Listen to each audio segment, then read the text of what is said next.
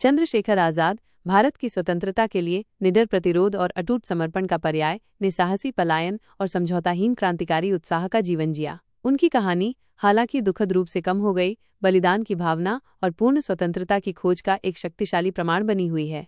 यहाँ उनके जीवन का विस्तृत विवरण दिया गया है। प्रारंभिक जीवन और प्रभाव। चंद्रशेखर तिवारी का जन्म 23 जुलाई 1906 को भाभरा गांव में हुआ था, जो वर्तमान में मध्य प्रदेश के अलीराजपुर जिले में है। उनका प्रारंभिक जीवन देशभक्ति की गहरी भावना और अन्याय के प्रति तीव्र अरुचि से चिन्हित था। 1919 में जलियांवाला बाग हत्याकांड ने उनके भीतर एक आग जला दी, जिससे ब्रिटिश शासन के खिलाफ लड़ने का उनका संकल्प मजबूत हो गया। वो देश में व्याप्त राष्ट्रवादी उत्साह और भगत सिंह जैसे क्रांतिकारियों के आदर्शों से गहराई से प्रभावित थे। उन्होंने अपनी प्रारंभिक शिक्षा भाभरा में प्राप्त की और बाद में आगे की पढ़ाई के लिए वाराणसी चले गए। क्रांतिकारी आंदोलन में प्रवेश। 1921 में 15 साल की उम्र में उन्होंने महात्मा गांधी के असहयोग आंदोलन में भाग लिया। उन्हें गिरफ्तार कर मजिस्ट्रेट के सामने पेश किया गया, जहां उन्होंने प्रसिद्ध रूप से अपना नाम आजाद स्वतंत्र, अपने पिता का नाम स्वतंत्र और अपने निवास को जेल घोषित किया। अवज्ञा के इस कृत्य ने उन्हें आजाद की उपाधि दी, जिसे उन्होंने अपना स्थायी नाम बना लिया। असहयोग आंदोलन के निलंबन के बाद आजाद गांधी के तरीकों से मोहभंग हो गए और क्रांतिकारी गतिविधियों की ओर मुड़ गए। वह हिंदुस्तान रिपब्लिकन एसोसिएशन (HRA) में शामिल हो गए, एक क्रांतिकारी संगठन जो सशस्त्र संघर्ष के माध्यम से पूर्ण स्वतंत्रता प्राप्त करने के लिए समर्पित था।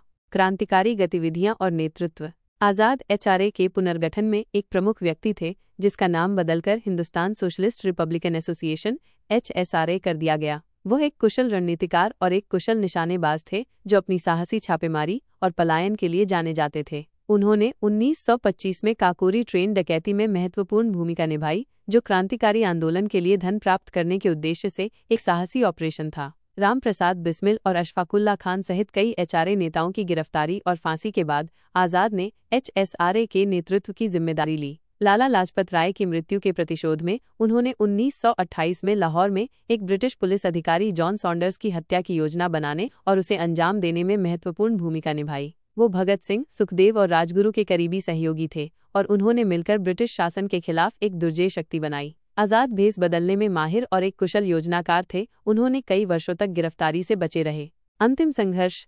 27 फरवरी 1931 को आजाद को एक मुखबिर ने धोखा दिया और इलाहाबाद के अल्फ्रेड पार्क में ब्रिटिश पुलिस द्वारा घेर लिया गया। उन्होंने वीरतापूर्वक लड़ाई लड़ी, आत्मसमर्पण करने से इनकार कर दिया। उन्होंने अंग्रेजों द्वारा कभी भी जीवित नहीं पकड़े जाने की कसम खाई थी। मुठभेड़ के दौरान उन्हें चोटें आईं और जब उनके पास केवल एक गोली बची तो उन्होंने अपनी कसम पूरी करते हुए खुद को गोली मार ली। उनकी मृत्यु क्रांतिकारी आंदोलन के लिए एक महत्वपूर्ण झटका थी, लेकिन उनकी विरासत पीढ़ियों को प्रेरित करती रही।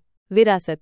चंद्रशेखर आजाद का जीवन स्वतंत्रता के उद्देश्य के लिए अटूट समर्पण का उदाहरण है। उन्हें उनके साहस, सशस्त्र संघर्ष के प्रति उनकी प्रतिबद्धता और आत्मसमर्पण करने से उनके इनकार के लिए याद किया जाता है। उनका नाम उत्पीड़न के खिलाफ प्रतिरोध का प्रतीक बन गया। उनके बलिदान ने अनगिनत भारतीयों को स्वतंत्रता आंदोलन में शामिल होने के लिए प्रेरित किया। अल्फ्रेड पार्क, जहां उन्होंने अपना अंतिम संघर्ष किया, का नाम बदलकर उनके सम्मान में चंद्रशेखर आजाद पार्क कर दिया गया। वो क्रांतिकारी भावना और पूर्ण स्वतंत्रता के लिए संघर्ष के प्रतीक बने हुए हैं।